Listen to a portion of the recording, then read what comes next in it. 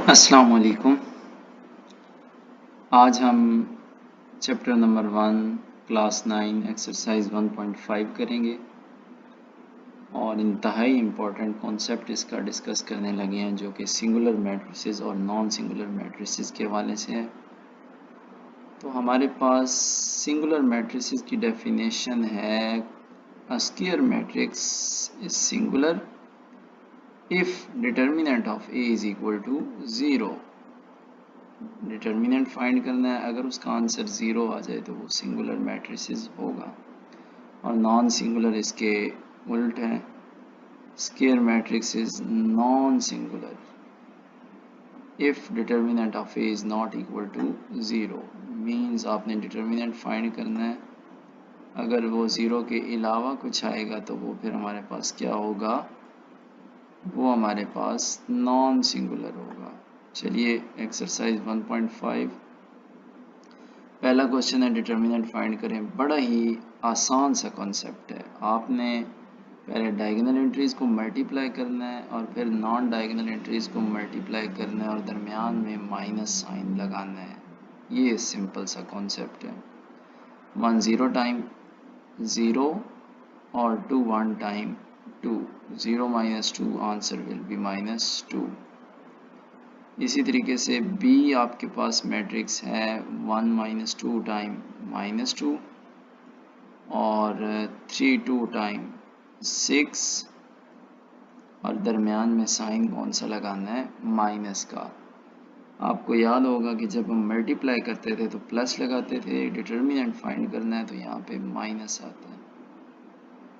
Simply फिर आपने -2 -6 दोनों के साइन सिमिलर हैं तो हमारे पास ये ऐड होंगे, 2 और 6 का आंसर 8 आएगा और अलामत जो दोनों के साथ लगी हुई है माइनस की वो ही आएगी। सी आप देखें तो 3 2 टाइम 6 और 2 3 टाइम 6, 6 - 6 आंसर विल बी 0। इसी तरीके से 3 4 टाइम -2 1 टाइम और दरमियान में माइनस आपने लगाया, 12 - 2 आंसर विल बी 10। अब सेकंड क्वेश्चन है which of the following matrices are singular and which are non singular. तो इस कॉन्सेप्ट को भी समझ लें।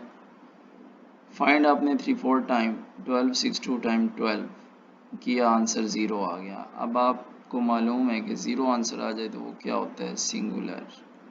वो क्या होता है, सिंगुलर। और अगर आंसर इक्वल टू 0 ना आए तो नॉन सिंगुलर। तो ये सिंपल सा कॉन्सेप्ट है। इसमें देखिए 4 2 time 12 -3 1 time 3, sorry 4 2 time 8 3 1 time 3, 8 - 3 is equal to 5। 7 5 time 35 minus minus plus हो जाएगा क्योंकि एक माइनस फार्मूले का है और एक माइनस ये है, तो प्लस 27, तो ये 62 आ जाएगा जो कि नॉन सिंगुलर है। 5 4 टाइम 20 माइनस ये माइनस और ये माइनस कैंसिल हो जाएगा, 10 2 टाइम 20, तो 20 - 20 आंसर विल बी 0। तो ये भी आपके पास सिंगुलर मैट्रिक्स है। तो सिंपली आपने ये सीखा पहले दो क्वेश्चंस में कि आपके पास कोई भी दिया गया मैट्रिक्स होगा जो कि स्क्वायर ब्रैकेट के अंदर लिखा हुआ होगा, आपने उसके गिर्द मॉड लगाना है। दोनों साइडों पे मॉड लगाने के बाद आपने डायगोनल एंट्रीज को पहले मल्टीप्लाई करना है, फिर दरमियान में माइनस का साइन, फिर नॉन डायगोनल एंट्रीज को मल्टीप्लाई करना है, फिर कैलकुलेशन करेंगे, आंसर जो भी है उसके अकॉर्डिंग देखेंगे कि ये सिंगुलर होगा या नॉन सिंगुलर होगा। नेक्स्ट देखिए जी, हमारे पास क्वेश्चन नंबर 3 है। क्वेश्चन नंबर 3 को अंडरस्टैंड करें। Multiplicative inverse of following matrices if exist. तो मल्टीप्लिकेटिव इनवर्स का फार्मूला पहले नोट कर लें, ये आपके सामने लिखा हुआ है, मैं दोबारा से नहीं लिखता, इसी के अंदर ही ये मेंशन है। ए इनवर्स को मल्टीप्लिकेटिव इनवर्स कहते हैं। करना क्या है, adjoint A over A mod. दो चीज़ें फाइंड करनी है। फर्स्ट वन ये फ्रैक्शन वाला ए मॉड फाइंड करेंगे और सेकंड स्टेप में आप एडजॉइंट ऑफ ए फाइंड करेंगे। तो ये दो आपने टर्म्स फाइंड कर लिया, ऑटोमेटिकली यहाँ पुट करेंगे तो आपके पास आंसर आ जाएगा। तो देखें ए आपको गिवन है 10 टाइम -32 टाइम्स 6, तो -6 इसका आंसर आ गया। और अगर ये सिंगुलर होता तो फिर आगे ये इनवर्स इसका मुमकिन नहीं होना था। अब ये -6 है तो ये नॉन सिंगुलर है, लिहाजा एडजॉइंट फाइंड करेंगे। एडजॉइंट में क्या करते हैं, पहले और चौथे की जगह बदलते हैं। ये पहली एंट्री थी और ये चौथी एंट्री है, इनकी जगह बदली। 0 पहले नंबर पे चला गया और -1 चौथे नंबर पे चला गया। ये मिस्टेक्स हो जाती हैं बाज़ औक़ात।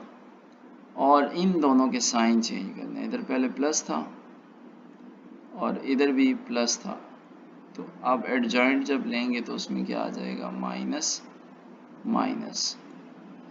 तो इट्स मीन कि ये सारा जो समझाने का मकसद है वो ये है कि हमारे पास फाइनली इसका आंसर पुट करेंगे इक्वेशन फार्मूला जो गिवन है उसके अंदर। तो इस फार्मूला में पुट करने से हमें क्या मिला, डिटर्मिनेंट की जगह -6 और ये आपके पास जो सॉल्व किया इधर माइनस के साथ। अब ये -6 डिवाइड हो रहा है हर टर्म पे, तो 0 divided by -6 0, -3 divided by -6, table पढ़ें तो 3 2 टाइम 6 होता है और माइनस माइनस प्लस हो जाएगा। ये भी माइनस माइनस प्लस हो जाएगा, 2 1 टाइम 2 और 2 3 टाइम 6, तो ये 1/3 आना चाहिए। इधर भी मिस्टेक है और यहाँ पे भी -1 था तो माइनस माइनस से कैंसिल, तो 1/6 इसका आंसर आ जाएगा। अब इसी तरीके से बाकी क्वेश्चंस भी आपने फॉलो अप कर लेने हैं। बी दिया गया, डिटर्मिनेंट फाइंड किया, नॉन सिंगुलर आया, एडजॉइंट फाइंड किया, डायगोनल एंट्रीज की जगह बदली, नॉन डायगोनल एंट्रीज के साइन चेंज किए, वैल्यूज पुट की, 1 किसी के टर्म के साथ मल्टीप्लाई होगा तो 1 ही रहेगा, तो सिंपली आपने एडजॉइंट ऑफ बी जो निकाला हुआ है वो पुट कर देना है, वही इसका आंसर है। Same as about do yourself. D भी आप देखें तो हमारे पास 5 4 टाइम 20 है, माइनस ये तो माइनस माइनस से ख़त्म हो गया, 10 2 टाइम अगेन 20, तो 20 माइनस 20 ज़ीरो, तो ज़ीरो है तो हम क्या कहते हैं, it's multiplicative inverse does not exist. वजह क्या है, सिंगुलर था। क्वेश्चन नंबर 4 देखें, ए और बी गिवन है, आपने simple A into adjoint of A into A और determinant of A into identity element, ये तीन इक्वेशंस को चेक करना है कि इनके आंसर सेम आते हैं या नहीं। तो ए का एडजॉइंट लेने के लिए आप 1 और 6 की जगह बदलें, 2 और 4 के साइन चेंज करें, तो ये आपके पास 1 और 6 की जगह बदल दी, 6 1 हो गया, और 2 और 4 के साइन चेंज किए तो ये -2 और -4 हो गया। अब ए से मल्टीप्लाई करना है तो आपके पास 1 2 ने 6 -4 से मल्टीप्लाई होना है, तो 1 6 टाइम 2 4 टाइम 8, 6 -8। इसी तरीके से 1 2 ने अगेन सेकंड कॉलम से जब मल्टीप्लाई होना है तो 1 -2 time 2 1 time -2 + 2, answer is 0। 4 6 time 24, 6 4 time -24, ये भी 0 हो जाएगा। और इसी तरीके से 4 -2 time -8, 6 1 time 6, -8 + 6, answer will be -2। तो पहली इक्वेशन ये आ गई। सेम आप दूसरी इक्वेशन फाइंड करेंगे, मिडल साइड, एडजॉइंट ए पहले रखें, ए बाद में रखें, इससे भी देखें तो आपके पास सेम मल्टीप्लिकेशन से आंसर वही आया। अब राइट हैंड साइड देखें, आपने डिटर्मिनेंट ऑफ ए फाइंड करना है और फिर उससे आइडेंटिटी से मल्टीप्लाई करना है। तो डिटर्मिनेंट ऑफ ए में क्या करते हैं, हम पहले डायगोनल एंट्रीज को मल्टीप्लाई करते हैं, -2 4 टाइम 8, तो ये -2 आ गया। अब जब आइडेंटिटी से मल्टीप्लाई होगा तो -2 हर टर्म के साथ मल्टीप्लाई होगा, तो इन दोनों को -2 बना देगा, 0 के साथ कुछ भी मल्टीप्लाई हो, आंसर 0। तो होप सो ये भी आपको क्लियर हो गया होगा। नेक्स्ट इसमें देखें जी, हमारे पास क्वेश्चन नंबर 4 का सेकंड पार्ट, इसमें अब बी इंटू बी इनवर्स को चेक करना है और B inverse into B, answer same आने चाहिए।